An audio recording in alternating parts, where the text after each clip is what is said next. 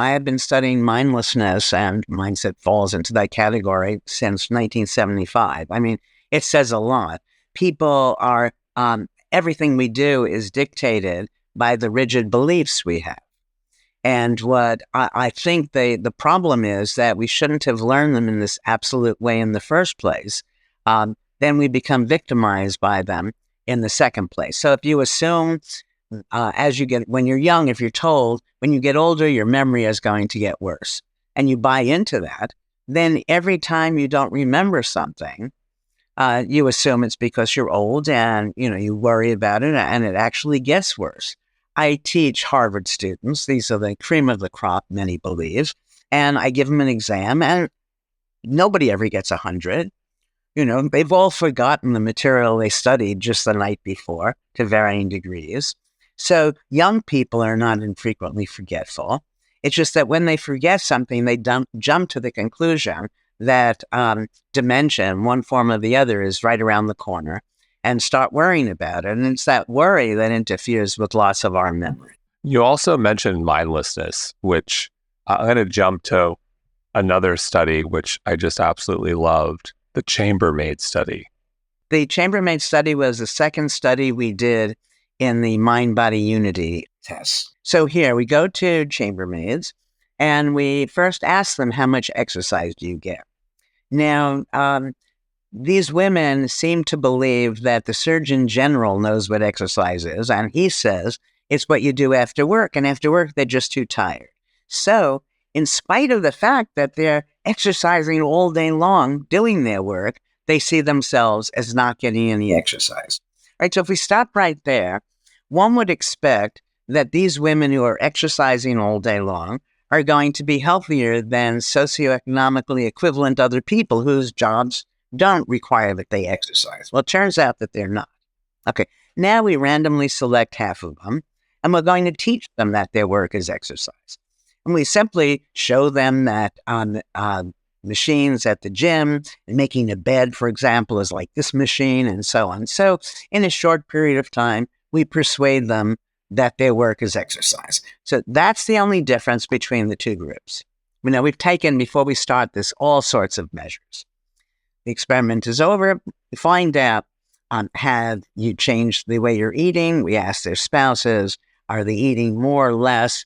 Are you working any harder? Are you working any less hard, or shorter hours, longer hours? We get as much information as we can that says there's no difference. Nobody has changed in any of these important ways.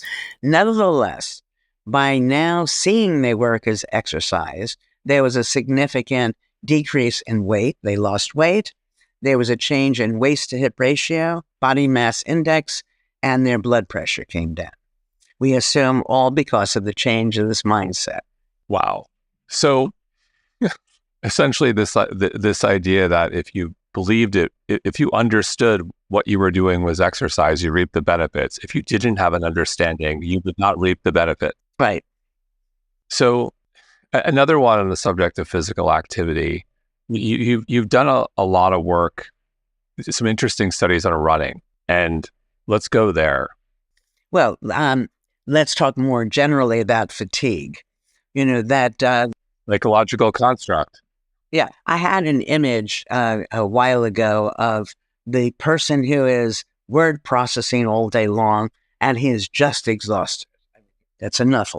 I just can't do this anymore. And then he goes home, and for relaxation, he's playing the piano. So you change the context, and all of a sudden he has renewed energy. The first study we did, and this is the easiest one to explain to people, is we asked a group of people to do 100 jumping jacks and tell us when they get tired. And they tend to get tired around 67, 2/3 of the way.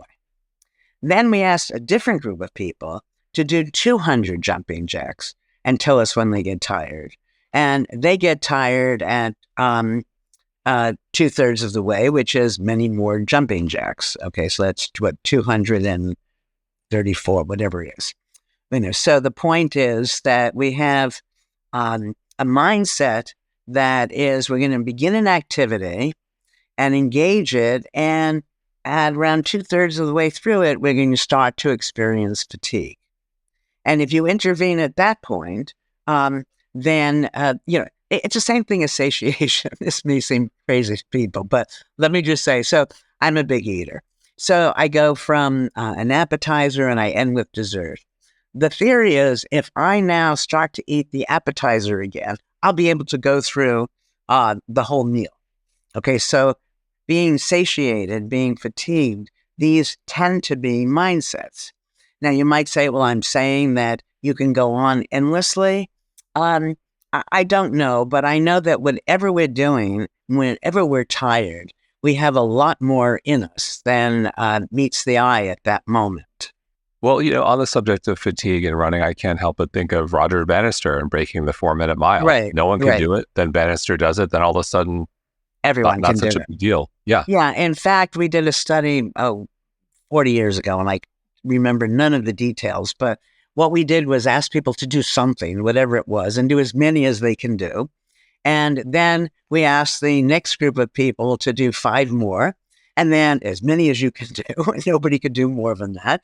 And then we asked the next, we just kept adding, and, people are able to do much, much more than they think. A version of this, years ago, I was on the Committee on Aging at Harvard Medical School, and Jack Rowe, physician, was the chair. And I called Jack one day and I said, Jack, how long does it take for a broken finger to heal? And he said, let's say a week. I said, okay, what would you say if I said I could heal it by psychological means in 6 days? He said, all right, no big deal. I said, what about 5 days? He said, maybe. I said, what about 4 days? He said, I don't think so. Okay. I said, what about 3 days? No. I said, okay, what about 3 days and 23 hours? Where is the breaking point, the minute where here you can and here you can't? And when we do almost anything, if we added just a little more, it probably wouldn't be very hard for us to do it. I was talking years ago about what I called the reverse of Zeno's paradox with respect to distance. I think Zeno was a cynic. Zeno said, if you always go half the distance from where you are to where you want to be, you're never going to get there. So imagine we've gone all the distance. Now we have 1 inch left. You go half an inch, a quarter of an inch, an eighth of an inch, a 16th you're never going to get there. Okay, but you can turn this around and it can be very positive and motivating. There's always a distance you can go from where you are to where you want to get. And, cut it in halves and halves and halves. So let's say you wanted to stop eating the box of cookies you eat every night. So eat half a box. You can't eat half a box? Okay, eat a quarter of a box. You can't stop eating a quarter of a box. And I get it down to a crumb. Everybody can eat a crumb less. And then we have a different starting point.